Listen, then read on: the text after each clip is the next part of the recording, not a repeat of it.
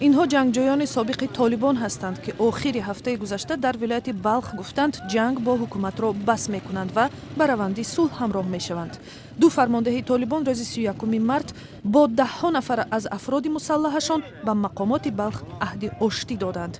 فرماندهان خان محمد چریک و دعواخان در اختیارشان 100 نفری فرد مسلح داشتند. آنها میگویند که عهد بستن طالبان با روسیه سبب روی آوردنشان به صلح شده است. پیش از این من در صف طالبان بودم. سبب آمدنم این است که طالبان از روسیه کمک گرفتند.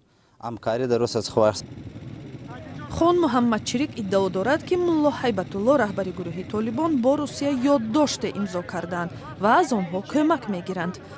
فعلا بچه طاهر یولداش به نام کسی شما در نام شنیده باشین در ولایت سرپل فعالیت میکنه با 600 نفر مسلح که در رد خودش است.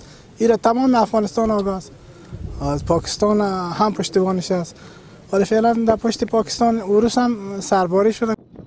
روسیه هر گونه کمک نظامی به طالبان را رد کرده است، ولی الکساندر گروشکو نماینده کشور در ناتو روز 31 مارس گفت روسیه با طالبان تماس برقرار کرده است و آنها را به صلح در افغانستان مایل نماید.